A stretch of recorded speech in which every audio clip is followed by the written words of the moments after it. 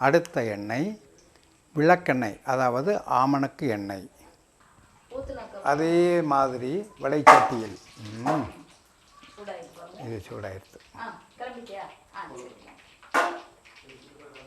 விளக்கெண்ணெய் அல்லது ஆமணக்கு எண்ணெய்.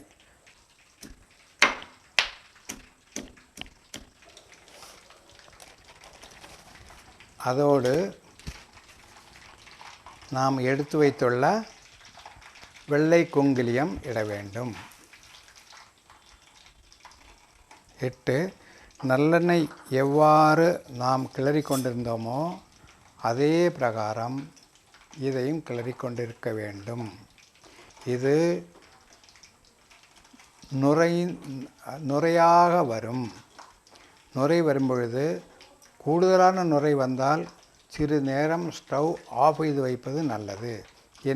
பெரிய சட்டியாக இருந்தால் அதில் உள்பாகம் மாத்திரமே அந்த நுரை வரும். எண்ணெயில் வந்த நுரைகள் அடங்கிவிட்டன. எனவே ஸ்டவ்வை ஆஃப் செய்து விட்டோம். ஆஃப் செய்துவிட்டு கையில் படாதபடி பச்சை கற்பூரத்தை இட்டு மெதுவாக இளக்கிக் கொள்ளலாம். இப்பொழுது 2 எண்ணெய்களும் தயாராகிவிட்டன. ஒன்று நல்லெண்ணெய் கோட்டு, அடுத்தது விளக்கெண்ணெய் அல்லது ஆமணக்கெண்ணெய் கோட்டு.